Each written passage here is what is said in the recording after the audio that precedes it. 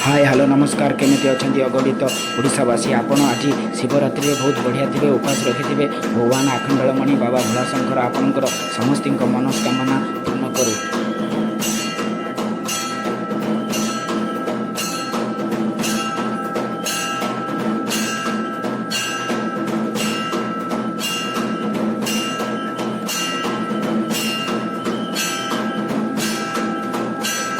Guys आपण माने जो ये मंदिरटा देखुचंती से होचंती आम बाबा आखंडलमणि आरोड़ी धाम।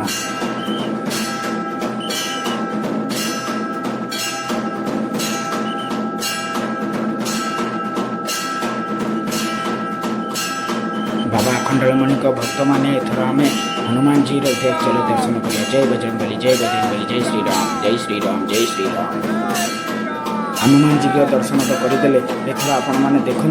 जाम जी जी रामायण रे प्रभु बजरंग बली जी बल बुद्धि विद्या सब मन पकड़े सी हूँ जाम जी से देखूँ किभली प्रकार कि खुशी रे आज जागर शिवरात्रि रे खुशी से केमी नाच कर नाचुन देखो ये हूँ आम जाम जी देखिले तो जामन जी के तो देखीदे एथर चलते आपण मैंने समस्ते देखूँ आम बाबा आखंडलमणिकर केते भक्त देखूँ सब निज निज मनोस्कामना निज निज भक्ति आसिकी केमिति शिवरात्रि पूरा भक्ति दीप जालिकी केमिति राति उजागर होती आम महादीप उठा पर्यंत समस्ते साल समस्ते कहते एका संगे बाबा आखंडलमणि की जय भोलाशंकर की जय हर हर महादेव की जय हो बाबा आखंडलमणि सकल सकल जातिंकर मनोस्कामना पूर्ण कर सकल भक्तिर मनोस्कामना पूर्ण कर हे बाबा आखंडलमणि मोर आपण पाखे ये अनुरोध जी श्रद्धा बाबा आखंडलमणि पाखक चाहिए समस्त आपण मनोस्कामना पूर्ण करूँ मनोवाच्छा पूर्ण करूँ बाबा आखंडलमणि की जय हो बाबा आखंडलमणि की जय हो बाबा आखंडलमणि की जय हो। हर हर हर महादेव दुख हर कष्ट हर बाबा आखंडलमणि सकल भक्तर आप दुख कष्ट सकल हरिण से आपण सुख प्रदान करते सब भल मंद कथा आप बुझे हे जगत पिता बाबा आखंडलमणि आपन को आम मैंने कौन कहूँ आपण पाखक तो सब भक्त जाइए मुझे भर जन जाइए देखते ये बाबा आखंडलमणिकर केते भक्त अच्छा जगत में सारा जमी शिवमय हो जाए आज शिवरात्रि।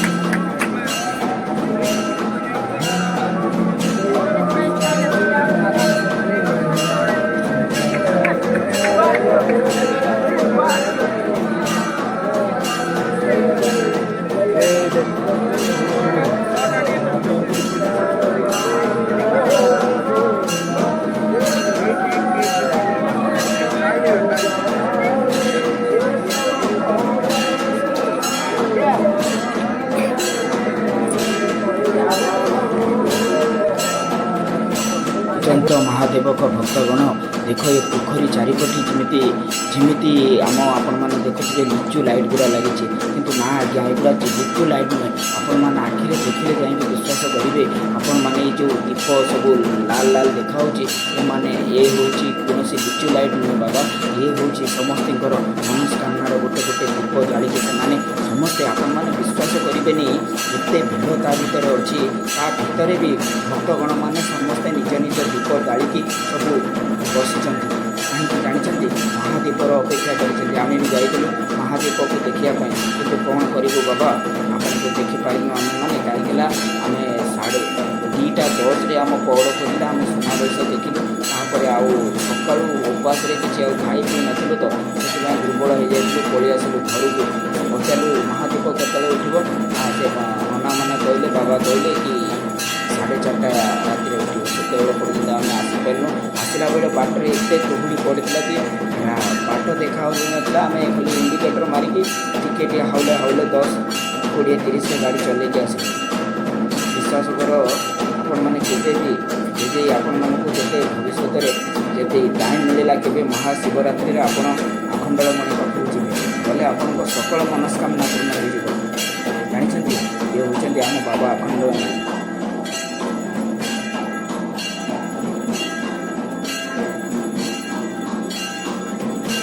ଶେଷରେ ବିପଦ କଥା କହିବି